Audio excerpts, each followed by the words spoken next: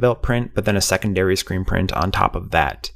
But a pretty cool process that gets you results that cover the entire t-shirt. So this is one way of doing an all-over print. And the other way of doing an all-over t-shirt print is through dye sublimation. And a lot of print-on-demand printers will use this method. So Society6 is a good example of that method.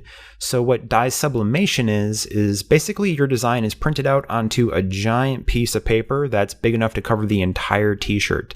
And they use a special type of paper called sublimation paper.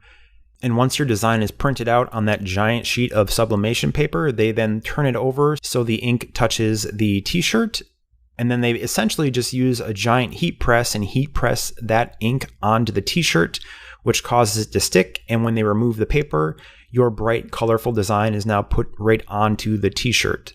And just something to note, because of the way dye sublimation works, your t-shirt needs to have a really high polyester count. So if you want a 100% cotton t-shirt, at least to the best of my knowledge, sublimation is not an option that will work. And if you want to use like a 50-50 polyester cotton t-shirt, it will work because the ink is going to stick to that polyester, but it's going to have a much more faded appearance because it's only sticking to about 50% of the fibers of the t-shirt, where examples like this are almost certainly 100% polyester to get the bright colors and the complete coverage of the design.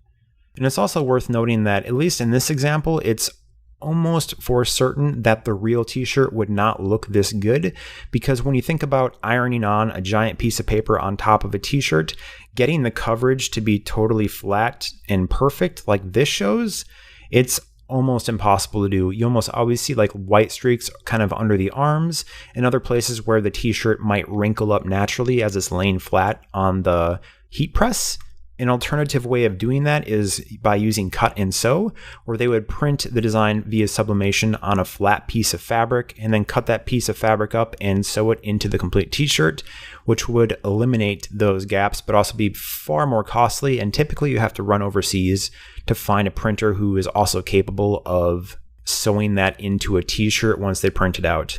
But nevertheless, this is a really cool method of printing because it's totally full color. You can